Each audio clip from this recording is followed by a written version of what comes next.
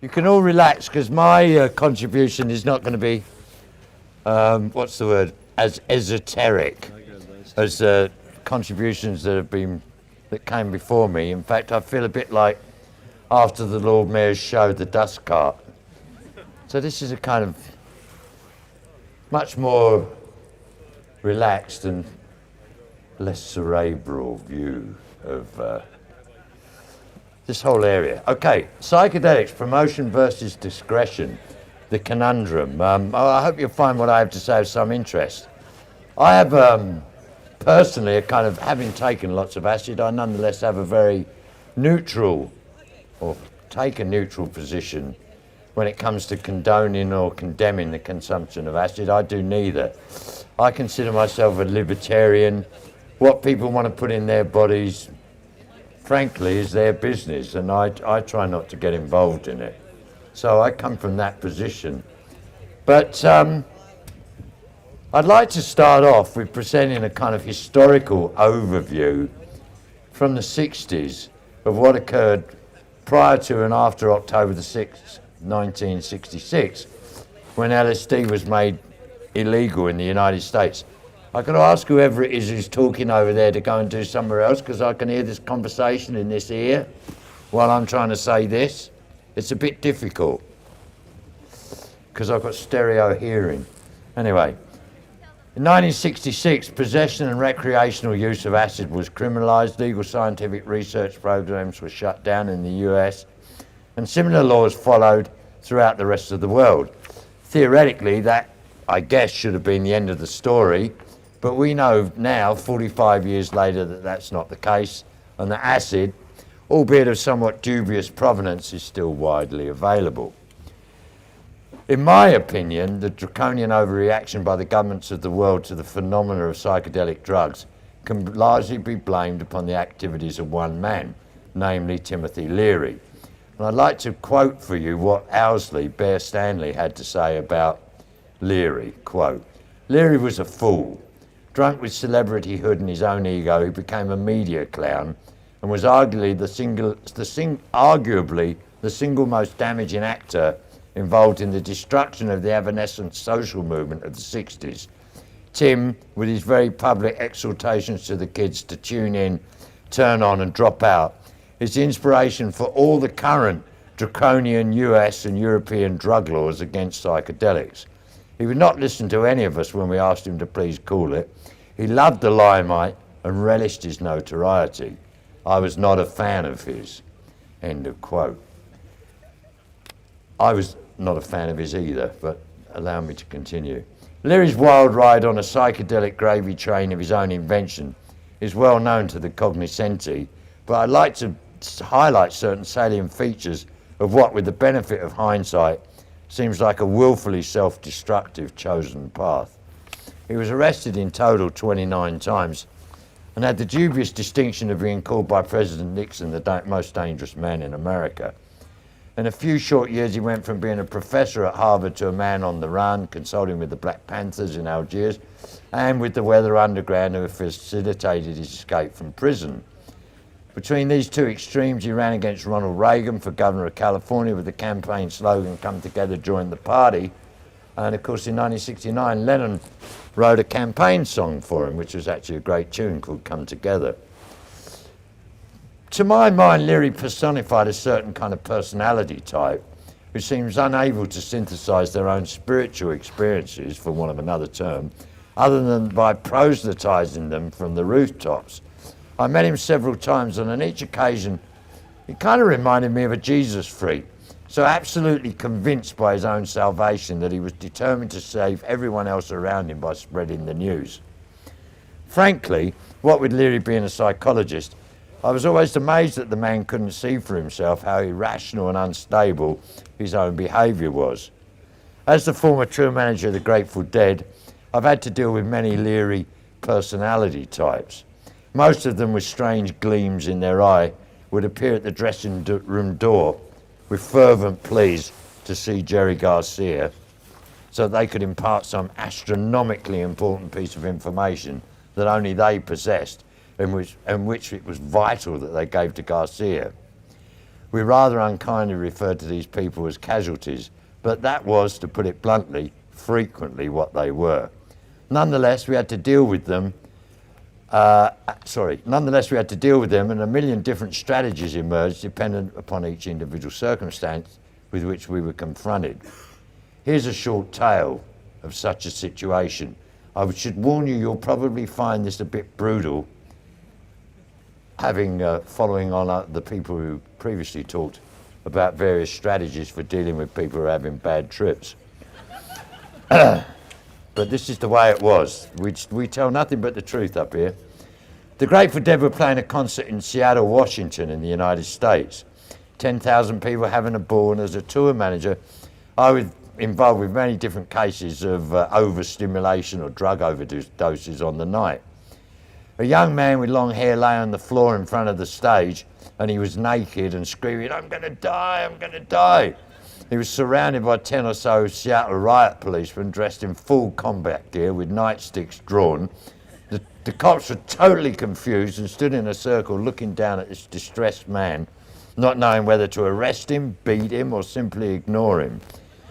It was a tense and volatile situation, and I sensed that very quickly someone would be feeling the full weight of the law and getting seriously hurt or dragged off to jail, or both. I stood wondering how to save the luckless fellow lying on the floor, remembering that I too was on acid, when one of the Grateful Dead's crew managed to slip through the policeman's legs, and grabbing the screaming man's head in his hands, he whispered in his ears. The screaming and freaking out immediately stopped. The man seemed immediately pacified, much to my astonishment and that of the police, who seemed somewhat relieved that they wouldn't have to be dealing with the madman. I grabbed the guy's clothes and managed to reassure the cops that he was now okay, and they somewhat miraculously departed. With the crisis over, I returned to the backstage area and asked the crew member, who'd once been one of the original pranksters on the bus with Kesey, what it was that he'd said to the naked man. With a wicked grin, he replied, "Die, motherfucker, die."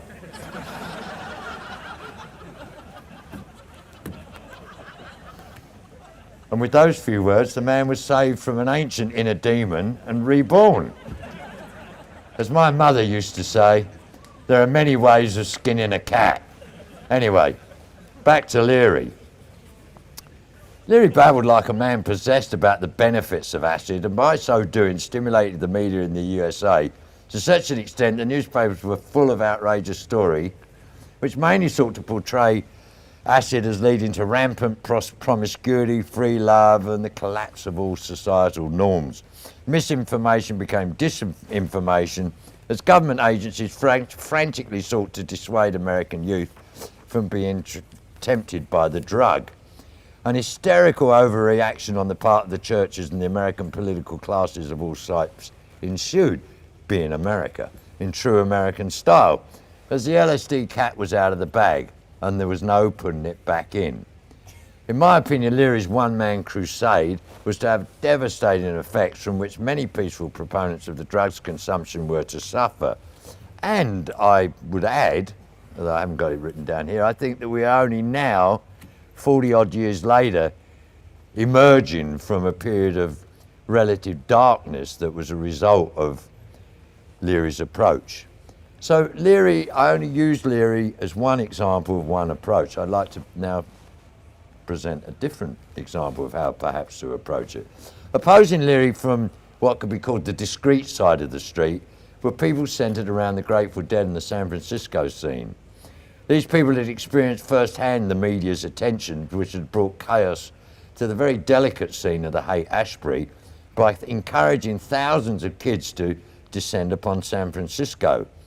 Lurid tales in the newspapers about hippies and what was happening in Frisco had destroyed the scene virtually overnight, and a death of hippie mock funeral was quickly arranged to signal to one and all the end. Within 18 months of the Summer of Love, most of the original people that had been involved had fled to the countryside and left the city. No one in the wider Grateful Dead family believed that anything other than total discretion was the order of the day. Subsequent persecutions by the legal authorities confirmed them in their apprehension that those who put their heads above the parapets and publicly promulgated the wider use of acid ran the risk of some sort of arbitrary annihilation, or at the very least, state-sponsored incarceration. The Grateful Dead aren't very well known in Australia, though they're a massive phenomenon in America. But it's well known to those who are aware of the history of popular culture, at least in the United States. But the Dead were an acid-based jam band who played at the original Acid Test and have been directly associated with Kesey and the Pranksters. The lyrics of their songs dripped in psychedelic symbolism, which, whilst it might have been obscure to the general populace, was nonetheless crystal clear to those who had eyes to see.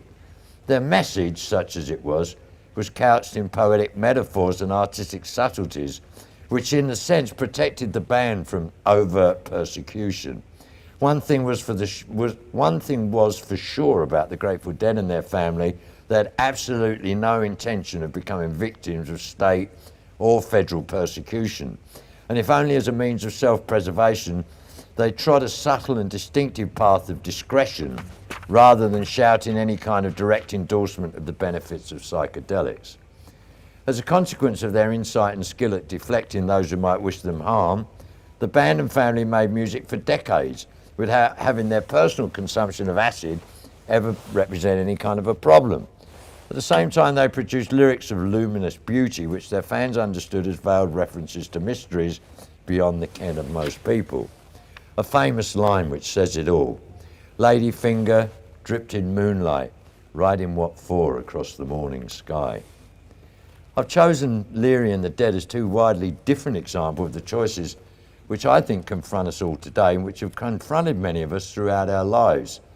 As human beings alive at this time, we are the guardians of the search for ancient truths which man has always been drawn to and fascinated to explore since the time of Greek civilization and way back indeed to pre-recorded history.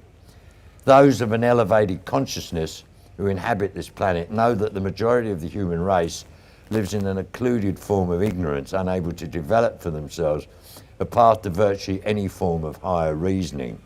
We observe our fellow human beings with love and compassion, and naturally we wish to help them unlock some of the mysteries which we have been fortunate enough to employ, thereby, to a greater or lesser extent, freeing ourselves from the dreary reality of consumerism. But therein lies the rub. In my personal opinion, each and every one of us would do well to examine our own psychedelic experiences and to seriously consider whether our insights are actually communicable and upon what basis.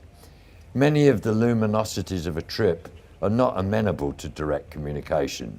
We've all been in the strange position of listening to someone trying to share what it is they experienced, while not quite feeling able to actually really understand what it was they went through, even though we have made similar inner journeys ourselves. I'm reminded of Wittgenstein's mordant observation, "Whereof we cannot speak, we must remain silent." What is it that we can tell people about psychedelics? What indeed can we tell people about consciousness? I'd like to proffer some suggestions, but they are made with the specific caveat that I am by no means an expert in this field.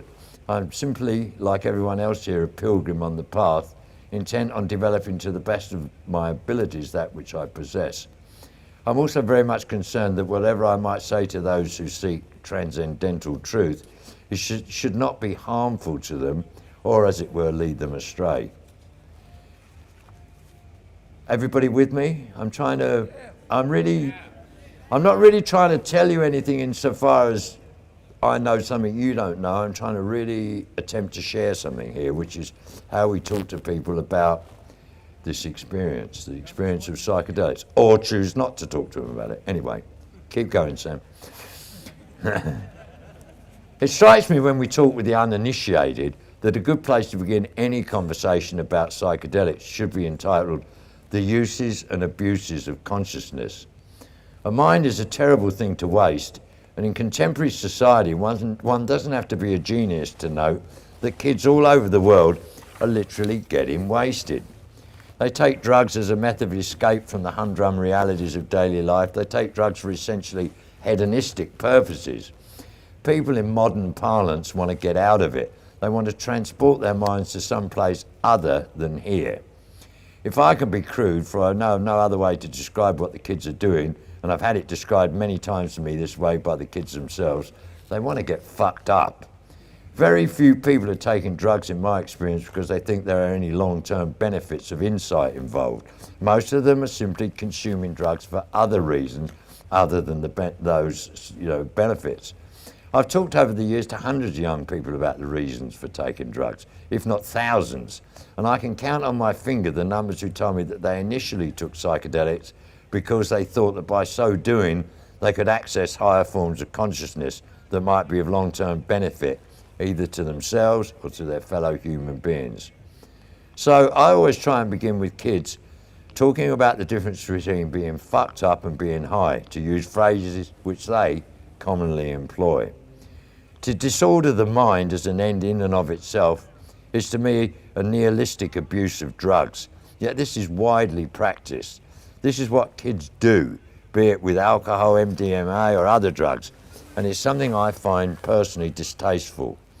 I try to de-romanticize the topic by talking of the use of psychedelics as a tool, very much like Bear used to talk about it, to be employed in some further purpose and not as an end in itself. What might this purpose be? How could one actually describe such things? Kids today, by which I mean young adults, are searching for answers to perennial questions that have been around for thousands of years. Who am I? Why am I alive? What am I supposed to be doing with my life, for example? Every teenager of moderate intelligence that has ever lived has asked themselves these questions at one time or another. It should also be made clear that many teenagers do not want to confront these questions and use drugs as a means to avoid facing them. The church and philosophers for hundreds of years have been the repository of most of the answers which have been available to young people, but now there's been a sea change. Should people be asking themselves the perennial questions, then they want to discover the answers for themselves. They don't want them delivered by mum, dad, the church, the state, or anyone outside of themselves. So fearlessly, and sometimes with catastrophic results, they embark upon inner journeys to unknown destination, taking drugs whose effects they can be completely unaware of, drugs of which they have little or no understanding. They certainly do not know how pure the drugs they might consume. They certainly do not know how pure the drugs they consume might be, and they seem more than willing to put their lives at risk by scoring their drugs from unscrupulous criminal syndicates that ultimately couldn't give a damn about their welfare. In the name of the so-called war on drugs, effectively, we've delivered our children to the mass marketing blandishments of narco crooks and criminals, with often catastrophic results. And yet, interestingly, these gangs of profiteers have by and large steered clear of the psychedelics. This might well be because in their very manufacture, it's virtually impossible for the chemists not to be affected by the substance he's creating. Personally, I'm not a proponent of the widespread use of psychedelics. I don't think by any stretch that they're suitable for one and all. I don't encourage people to take them, and I don't discourage people. I never had anything to do with their manufacture or distribution, though I've met people in the course of my life who've been intimately concerned with the attempt to turn on the world. Should someone wish to embark upon the spiritual journey, for want of another phrase, then we who have experience of the path should report to them, in my opinion, with discretion and some reservations about the nature of the experience. In the years since the 60s, the attitude of Western societies to the vexed issue of drug consumptions have changed, though the problems seem as intractable as ever. Millions have been imprisoned and fined, and many have had their lives badly affected by their choices, while others have benefited from the experience and gone on to live productive and meaningful lives as contributing members of the society to which they belong. A new paradigm has now finally emerged, whereby the psychedelics are now seen as possibly beneficial rather than irrevocably harmful. This has led finally to the opportunity for rational debate and research about these matters, and I welcome the efforts put in here at this conference and at other gatherings around the world to address these topics within the framework of calm and dignified discourse. The somewhat hysterical and over-the-top proselytizing of the Timothy Learys of this world set back the process of understanding and synthesizing the psychedelic experience by a generation, and we would all of us do well to learn by those mistakes. My small contribution here has been made to suggest, in short, the following.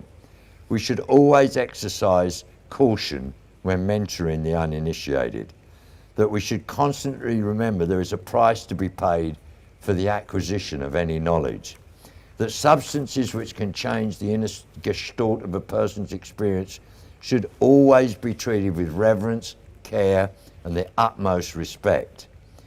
The liberation of consciousness from the daily minutiae of existence is a choice that each and every one of us is free to choose, or not, as we will. Governments may come and go, people will live, people will die. The search for meaning by human beings will continue as long as the human race survives. I'd like to read a short passage from a book published in 1964 and co-authored by Leary, Richard Alpert and Ralph Metzer. It was called The Psychedelic Experience. In it they wrote, and I quote, "The psychedelic experience is a journey to new realms of consciousness. The scope and content of the experience is limitless, but its characteristic features are the transcendence of verbal concepts, of space-time dimensions, and of the ego or identity. Such experiences of enlarged consciousness can occur in a variety of ways: sensory deprivation, yoga exercise, disciplined meditation, religious or aesthetic ecstasies, or spontaneously. Most recently, they have become available to anyone through the ingestion of psychedelic drugs such as LSD, psilocybin, mescaline, DMT, etc. Of course, the drug does not produce the transcendental experience, it merely acts as a chemical key. It opens the mind, frees the nervous system of its ordinary patterns and structures." End of quote. I personally would have said they'd have done well to have added a caveat to that particular paragraph that said, handle with extreme care. So what I've tried to do here is summarize the two kind of opposing schools that have brought us to the here and now, one of which proselytized the benefits and far outness, etc., of the psychedelics, and the other one of which was very much more discreet.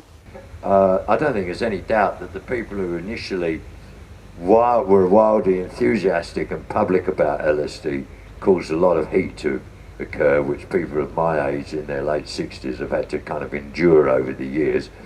And perhaps the situation has changed somewhat, I'm not sure.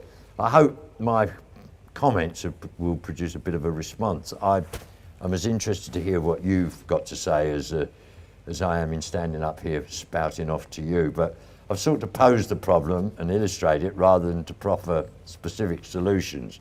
Thanks for the courtesy of inviting me to speak here. I've had a wonderful day to listening to other people and meeting people and talking to people. And thanks for not pelting me with tomatoes, which is actually what happened to Tim Leary when he addressed a crowd at a pop festival in America in the 80s. And hopefully we've all moved on a bit since then.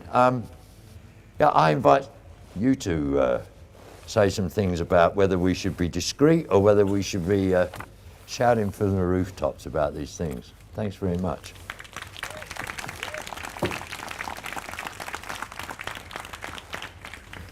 So next song partners to the benefits of the unique experience. Does anyone in the audience have any questions?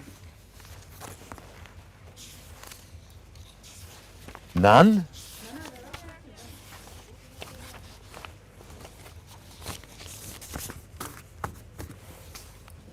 Shoot, not literally. Bang. Hi. G'day. Yeah, it's not a question, just a comment really. Yeah. I totally agree that proselytizing and unscrupulous promotion can be definitely damaging to our cause, but at the same time I think that without acknowledging what we do, we can never move forward, and we can't rely too heavily on discretion either, and I think we need to strike a balance. I just wondered if I could get your thoughts on that. Well, I mean, yeah, by and large, I mean, I agree. You know, how could one not agree with what you're saying? I mean, what you've just said applies to everything, man. You know, really, in this world. I mean, it's what Buddhists may describe as the middle way. At the extremes of either, you know, wishing, you know, kind of like Jesus freaks, to communicate the experience and share, you know, that kind of manic over compensating, that extreme compared to the completely private extreme. Those two are probably equally, you know, if damaging is the right word, I don't know. But yeah, I mean, each of us, I think, has to make a choice, you know, where we kind of position ourselves. But I do have slight misgivings, if I can characterize it as that, about the collective psychedelic experience. I've seen, you know, concerts with the Grateful Dead playing and 60,000 people tripping off their tits and having a fucking great time. It's been incredible within that environment. Thereafter, people go their own merry way, and I don't know how much of a community, as it were, you know, that represents. I think it's such an individual experience that I wonder about the community aspect of it. But that's just me. Thank you. We have a question over here. Hi Sam. Hi. I'm wondering if you could elaborate a little bit on the problems you see that Timothy Leary caused with his ethos and the resulting negative implications over the intervening years since the damage that he caused. Yeah, I mean, we always used to say, don't frighten the straights, you know. They're frightened enough as it is, so don't upset the police, don't make them really scared, you know what I mean? Like, persuade everyone it's all a giggle and a laugh and it's okay, you know, kind of like Kesey used to do. Okay, we are a bit strange, but we don't represent any kind of a threat, don't worry. And not to make people feel afraid. But within the Grateful Dead, acid was seen, thanks to Owsley, very much as a kind of a tool. It wasn't something that people sat around and took and then kind of lounged about. We took it within the conceptual framework of making music, of building stages and putting up sound systems and traveling to other cities and the whole thing of being on the road. So it was part and parcel of a kind of, if you like, a mission that we were on, which was, you know, doing 100 gigs a year. And so it was never allowed to kind of interfere with that, and it was always part of that that framework. I think that Leary's, my biggest, and the Grateful Dead's biggest problem, quote, quote, with Leary was the fact that acid was presented in far too kind of apocalyptic terms for straight America's consumption. And basically what it did was brought on a lot of heat, which we didn't want, we didn't approve of. And it also just generated masses of misinformed public comments in the press that, again, justified lots of heat. So we just saw it at that time as something of a negative. Does that answer? Or, yeah, does that answer you? Yeah. We just couldn't see any point in doing stuff that brought, I mean, this is really what it comes down to, is we couldn't see, at that time in history, we couldn't see any reason, beneficial reason in doing stuff that brought heat on people. It just seemed a dumb thing to do. Thanks for the discussion. I think it's a really interesting problem, the paradox and, you know, the interplay between discretion and disclosure. And I definitely think that shameless promotion might be not such a good thing, but in this age of so much technology, iPhones and Facebook and webcams and so much surveillance, do you think that the age of real discretion is impossible now? Well, we're in a kind of funny period, aren't we? Because we're in this period where grandparents are getting stoned with their grandchildren, which certainly didn't happen when I was a kid, you know what I mean? It's like, you know, fathers, like I'm a father of teenage kids. I mean, neither of my kids get high. They have very firm opinions about it, mainly because of their father, no doubt. But we don't want to be like you, fuck. But we do have this strange situation, you know, and very, to my mind, very beautiful situation where kids and parents or grandparents can get high together, which is, in a sense, is completely unique, you know. So I think there is a role. I think there's a role for kind of nurturing and mentoring on a kind of gentle level.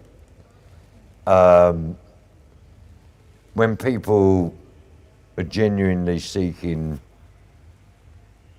for some, you know, assistance. I'm very concerned that by communicating with other people your own experience of psychedelics, what you can tend to do is paint their picture, which they've yet to experience.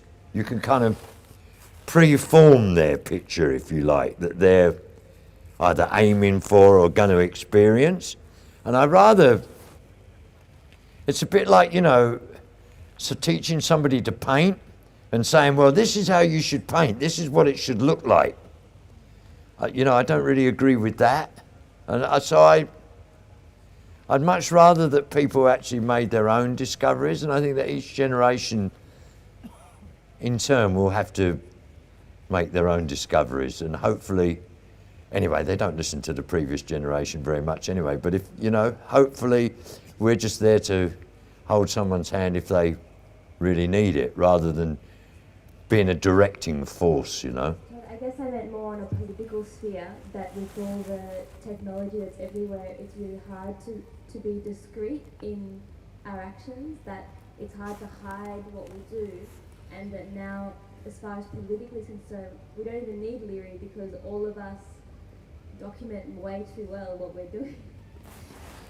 Yeah, I mean, the thing is that, of course, during the time of Leary, you know, in the 60s and 70s, there was very much a minority of people that were involved in these areas. Now, it's everywhere. You know, it's not as if it's possible for them to really isolate people who've had psychedelic experiences. Those people are all over the planet. So, you know what I mean? I don't think it's that easy necessarily for them to particularly persecute people anymore.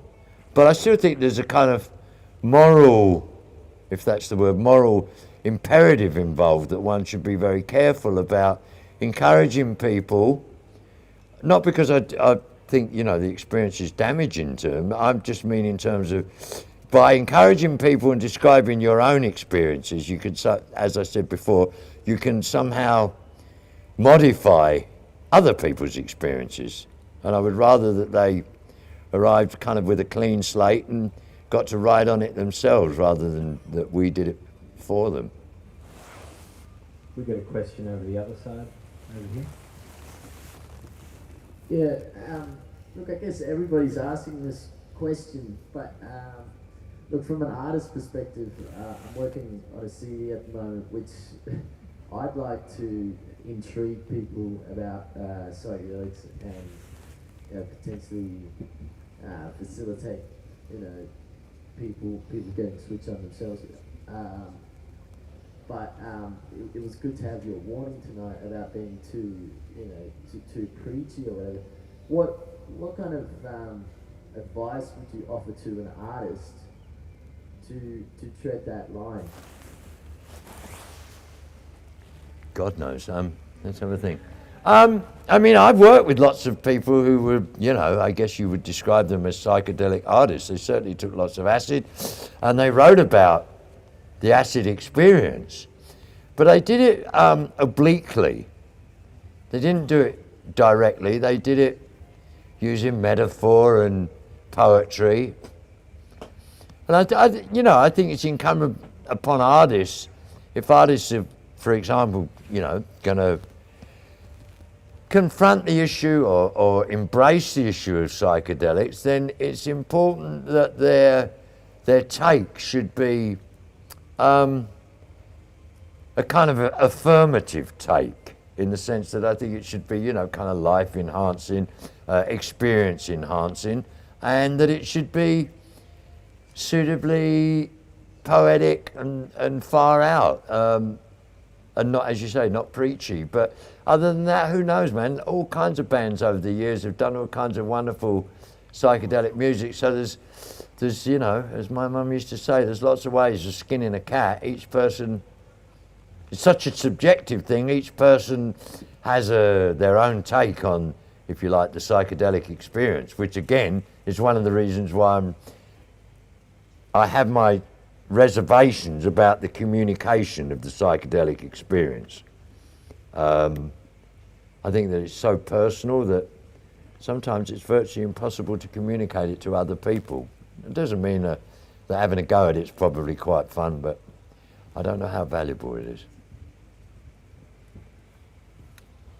Do we have any more questions? Or points, really. I mean, talking to me is the same as talking to you. I'm I'm really interested in the point between proselytising and inspiring people. I mean, do you draw a personal line, or is it something that we all individually have to draw? I don't really believe in inspiring people. I think all the... You made all this wonderful music. And Well, I didn't. I helped the people do it, but I personally didn't play the guitars. I mean, no, you know, I think that it's a bit like Buddhism, man. You know, if people ask me about Buddhism, I always say to them, look, listen, there's so much information out there, man. You know, the desire to find out about it is laudable. Now go and do it. You know, I don't think that the way to find out about psychedelics is to talk to people who've taken psychedelics. The way to find out about psychedelics is to take them. do you think that that's not necessarily a harm minimalisationist approach? That people could be damaged by not receiving information? I mean, I think people can be damaged by listening to information, actually. I mean, I've heard a lot of misinformation over the years given to people about acid, you know, and about other drugs. So, you know, it's a kind of damned if you do and damned if you don't situation that you one can find oneself. Just broadly speaking, I think that people are quite capable of finding out for themselves. If there's anything that one can communicate to people, it's basically just physical shit like, well, look, listen, if you want to talk to God, you need to take, you know, 300 micrograms. And if you want to count the money and deal with the police, you need to take 40.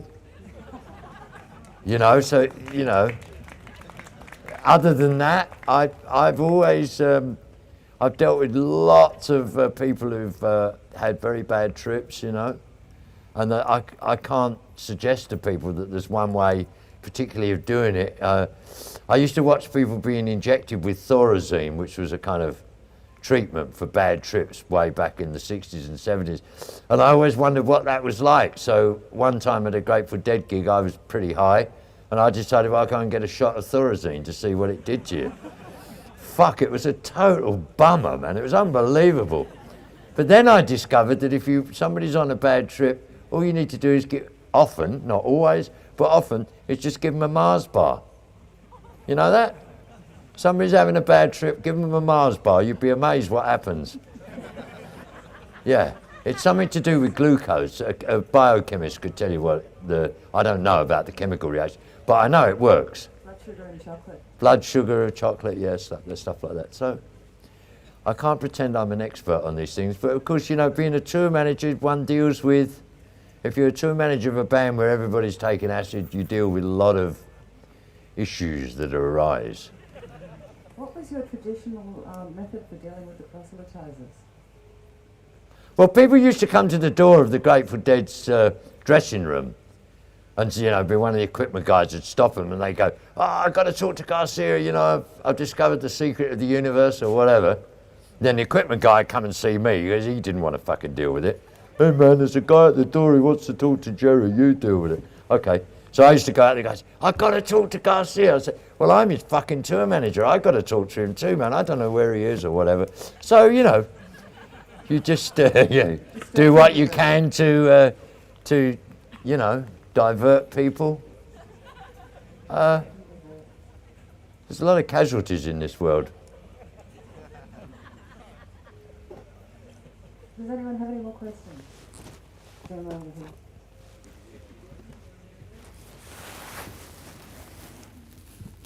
Hello, Sam. Thank you very much indeed. Hello. Yeah, that was a very nice talk, and yeah, in full support of everything you're saying. I think if you whitewash anything, people can lose respect for it. So if we keep respect intact, we should be okay. But would you mind telling us another story or two involving Garcia, or is that getting off the topic?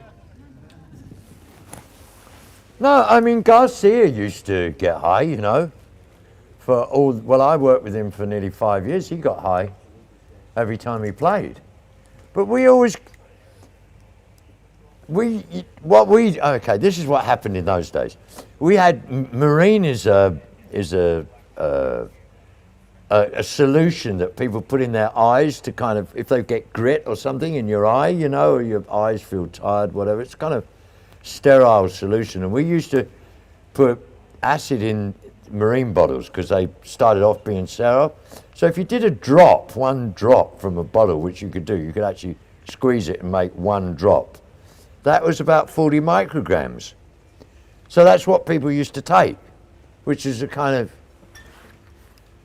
little tweak, you know, of your consciousness, really. But it allowed you to count money or deal with the cops or promoters or play music or whatever. And some people, you know, if you felt like you wanted more, some people wanted more. So nonetheless, it was not something that was publicly broadcast.